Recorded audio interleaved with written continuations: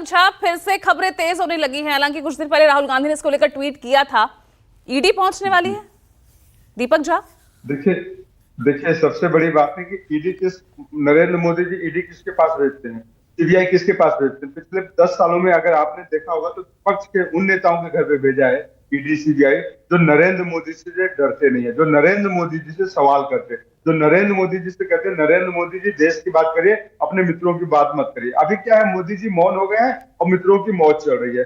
बात है कि आज आपने सवाल किया ईडी राहुल गांधी जी के पास आएगी, मैं कहता हूं हाँ आ सकती है। क्यों आ सकती है? क्योंकि राहुल गांधी जी संसद से लेकर सड़क तक नरेंद्र मोदी जी से सवाल करते हैं। नरेंद्र मोदी जी जो शुचिता, पवित्रता और पारदर्शिता की बात करते थे, आज वो इतने पारदर्शी हो गए हैं कि उनका एक मित्र करोड़ों लाखों करोड़ का घोटाला करता है और जनता के पैसे को डकार जाता है और उसको नरेंद्र मोदी जी मौन हो जाते हैं। ये तो हिंडनबर्ग की बात हो गई। लेकिन आप एक बात बताइए, जिस दिन चुनाव का रिजल्ट आया था 4 जून, उसके बाद कांग्रेस ने एक प्रेस कॉन्फ्रेंस किया था। शेयर मार्केट किस तरीके से क्रैश हुआ था, एक दिन में 30 लाख करोड़ रुपए डूबे थे इन्वेस्टर के, और राहुल गांधी जी ने कहा था कि पूरा का पूरा स्कैम है, पूरा का पूरा घोटाला है। क्यों? क्योंकि देश का प्रधानमंत्री, देश का गृह मंत्री, देश के वित्त मंत्री पहली बार आके न्यूज चैनल्स पे बोलते थे फलाना शेयर खरीदिए, ये शेयर खरीदिए, वो शेयर खरीदिए और आप शेयर मार्केट में इन्वेस्ट करिए और शेयर मार्केट से आप पैसे कमाएंगे।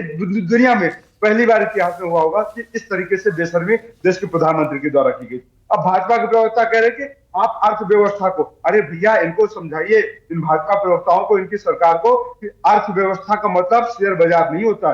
शेयर बाजार गुब्बारे की तरह अगर आपने फुला दिया है, इसका मतलब नहीं कि अच्छे दिन आ गए। जनता महंगाई की मार से त्रस्त है, बेरोजगारी से त्रस्त है।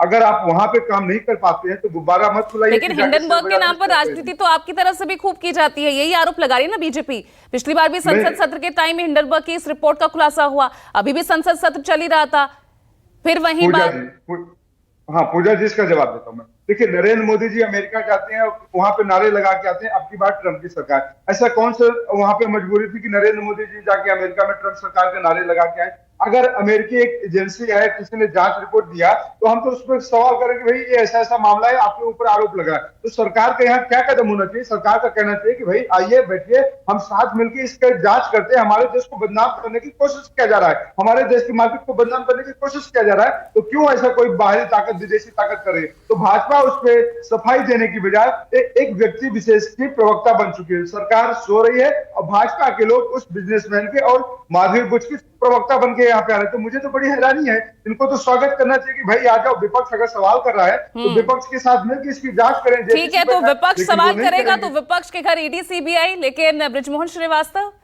आप लोग तो बचे हुए हैं, साथ हैं तो बचाव है।